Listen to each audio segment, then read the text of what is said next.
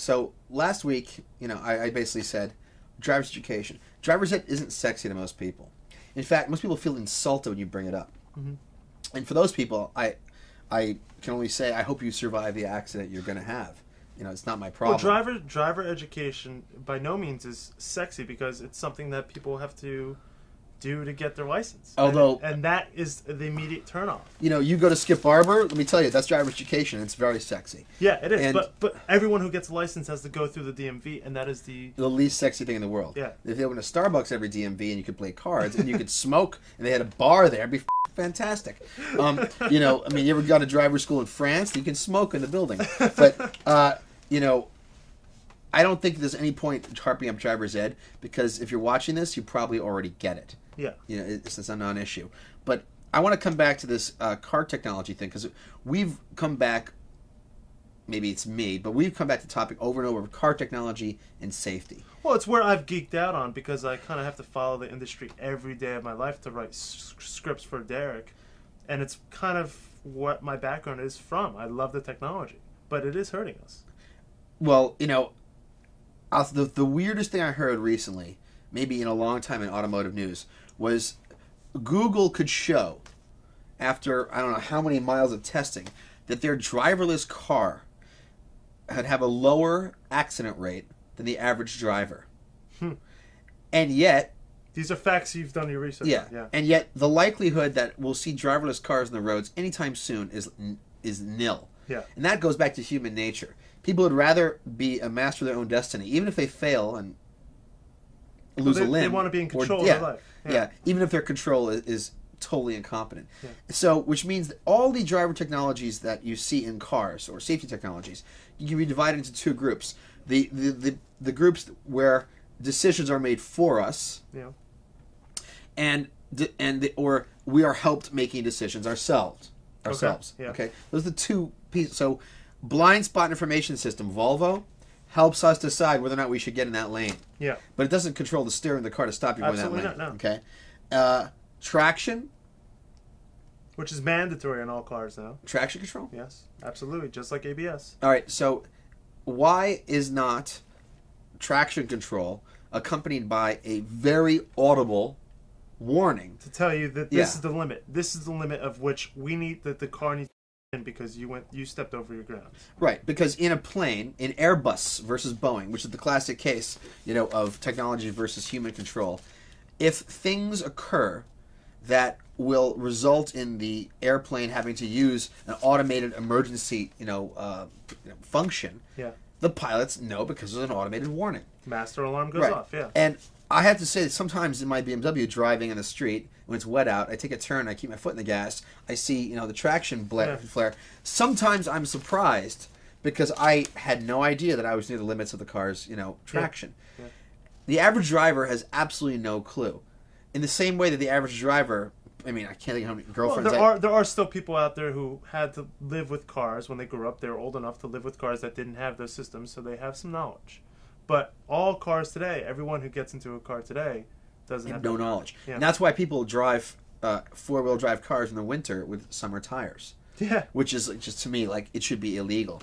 But, I really, really, really don't understand, how the root cause of accidents is not attacked, which is the driver's education part. Yeah. And if anything, it's being attacked in the most oblique way by making some of these technologies mandatory. So, traction control, unless it has a warning, I'm against it. Yeah. Because from a audible warning. Yeah. From a Darwinian standpoint, I'd rather see that guy spin out. Yeah. From a stoplight. Well, we don't need audible warnings for shifts. Like the Lexus ISF makes a terrible sound every time you overrev. It does? Yeah. Actually, what you need is the audible sounds for stuff like traction control, when the ABS kicks in, things that really are saving you at that moment. Just to be fair, the ISF warning, that's a driver idiocy warning. It's not a safety warning. But and they probably have no warning because the guy who overrevs it deserves to blow the engine, so he doesn't drive the car dangerously anymore. Pedestrian, the Volvo pedestrian systems, I'm all for that. Mm-hmm. The distance systems, like the Mercedes, the radar, I have mixed feelings about that. I actually think they're a good thing because it prevents a collision. But when that pedal is depressed automatically, and the brakes are, if that happens 3 times, then the car should not start again when the guy leaves his house until he goes back to school for licensing. I mean, I hate to say this, but there's definitely sometimes when government intervention, like Big Brother, is a good thing. And in fact, for everyone who likes driving, the day of driverless cars in this country is going to come a lot faster if people don't improve their driving skills. Yeah. You think about it. Yeah. If accident rates were lower, there would be absolutely no market incentive for the development of technologies to take away the freedom of driving in the future. Yeah. I look at everything we've done on Road Testament for the past year. This is the topic you've spent a lot of research on, and last week's episode was great. But what are some things that you learned that most people wouldn't realize? Well, the first thing is, and it's an obvious one, is that the most likely way to die in a car in this country is hitting a tree. Really? Did you know that? Didn't know that. Yeah. Which means that single car accidents That's high. dominate car accidents or car crashes, to be fair. So that's probably distractions, whatever it may be. Yeah, which isn't really a new direction for us to discuss because it really goes back to driver education. It's weird though. It's people alone just crashing their own car. That's right. It's sad. It is really sad. Also, that vehicle factors, actual vehicle part failure. We discussed this when we discussed the Toyota Prius problem. Yeah. Okay. Which turned out to be almost completely a hoax. Yeah. Okay. Like the Audi problem. 3% of accidents take place because of a failure of the vehicle itself. 3%. Which means that... And does that include maintenance issues? Yeah. People not changing their brakes? That I don't know. Okay. All right. But that probably does. Okay. Yeah. That probably does. Because when's the last time you heard of an accident, even anecdotally, occurring because brakes failed, unless outside of racing? Even in racing, I've only seen one instance in racing, and it wasn't that catastrophic. Yeah. I mean, in general, vehicle failures are cosmetic trim. Yeah. Yeah, I mean, it's just the bottom line. Yeah.